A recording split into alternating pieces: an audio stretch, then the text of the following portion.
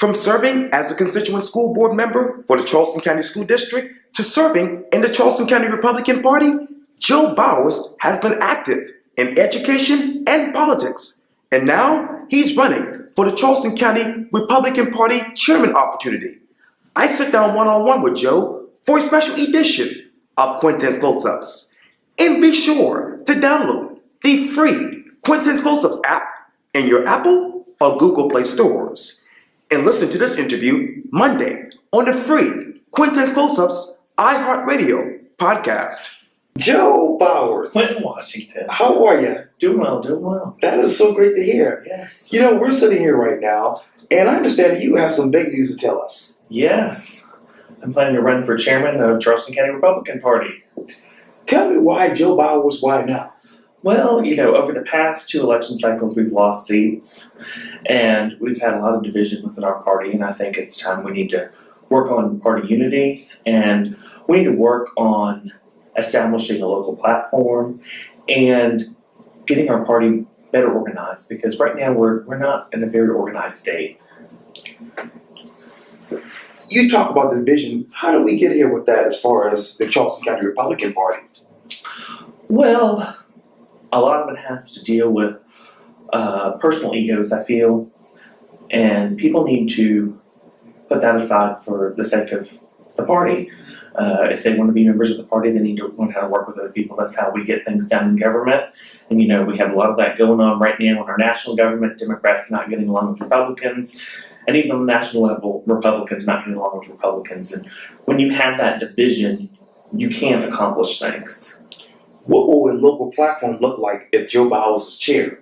I think we need to look on things like we need to take a stance on offshore drilling. You know, I personally, you know, I've always been firmly against offshore drilling, but I think that's something that the party needs to take a stance on locally, and we need to look at, you know, the infrastructure, you know, what's needed, you know, little things that, you know, that do come up in political campaigns over and over again.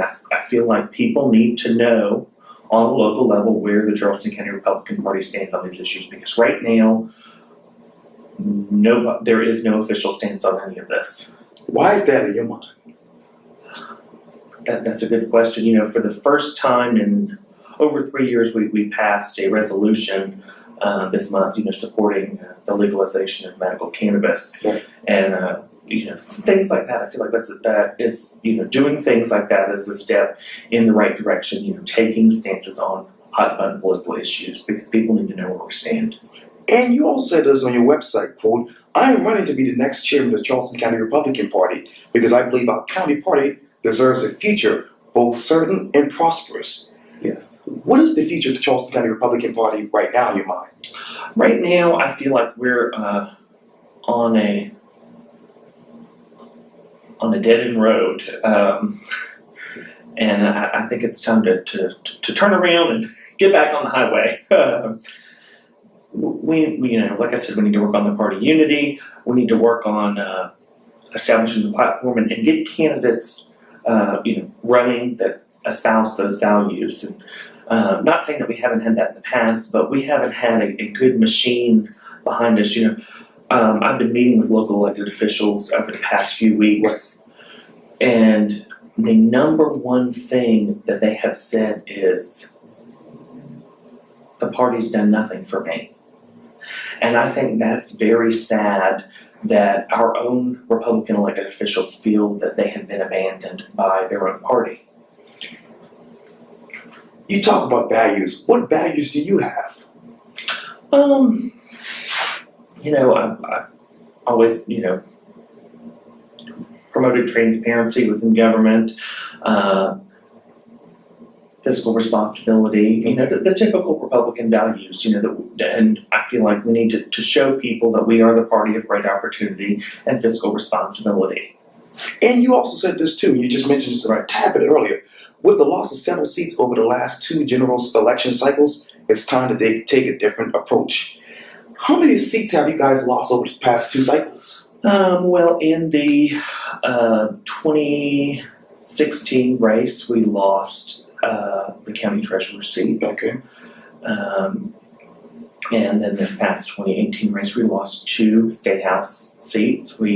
Charleston County, because of our so far leaning Democratic in our votes, we managed to lose the first congressional seat. And we also lost even though it was an open seat, we lost the registered deed seat. And obviously, when you talk about those seats, there's a lot of talk about demographics.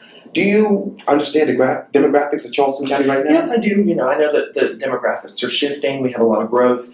But I feel like people here locally, because our party has not taken stance on local issues and things, they just look and see the bickering that's going on at the national level and don't realize that, that stuff, is not what we deal with here on the local level.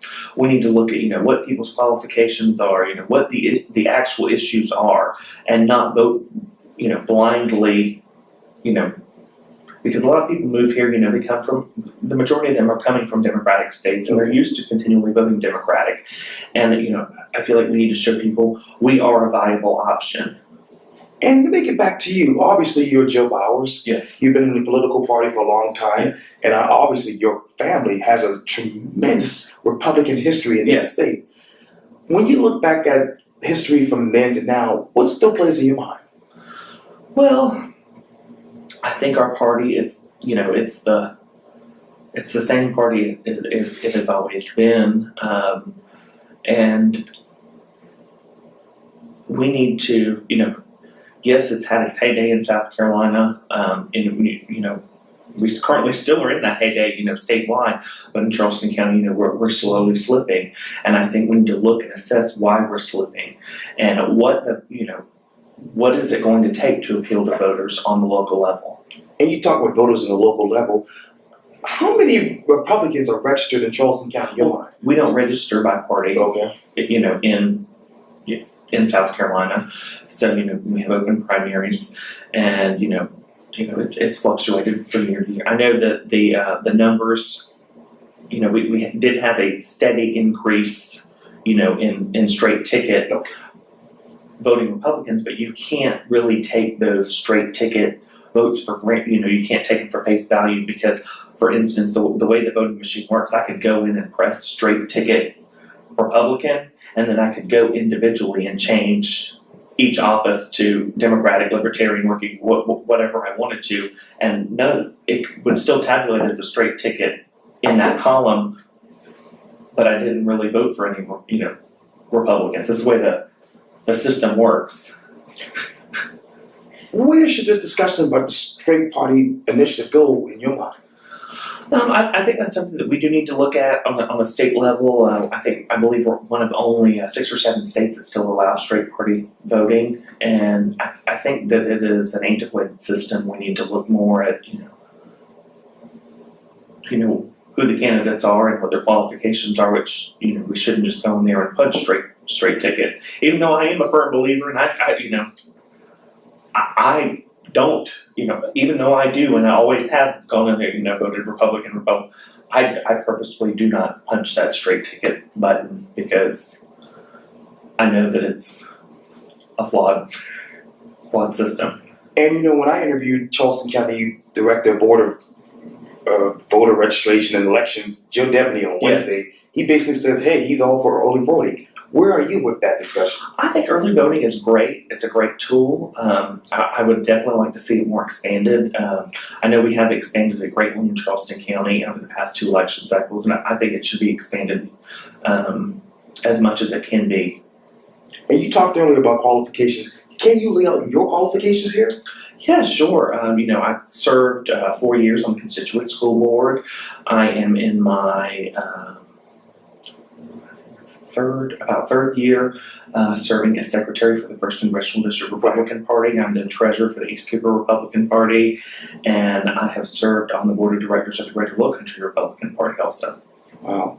And if you were to be elected chairman for the Charleston County Republican Party, what would you do on day one as chairman?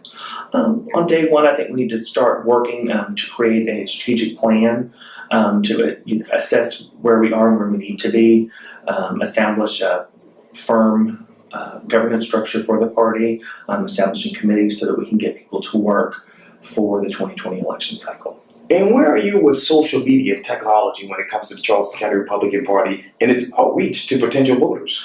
I think that's something that we definitely need to work on. I know that Brady is doing a great job with that over on the Democratic side, and I think that's something that we really need to catch up with them on. And when you fast forward to a year from now, 2020, what are the races that you will focus on? We really need to focus locally on our General Assembly seats. Making sure that we don't have any more losses, we retain our seats, and I would hopefully at least like to pick up at least one of the seats that we lost, to get back up. And we really need to work. I know that the Democrats are eyeing one of our Senate seats, and we really need to work hard to defend that. What Senate seat are you talking about? It's currently held by Senator Sandy Sinn, who is a good friend of mine, and I think she's doing a good job for us in Columbia, and we need to make sure that she continues doing that. Joe Bowers, thank you so much for your time. I really, really appreciate this. Thank you, Quintin, always. Likewise. Yes. Yeah.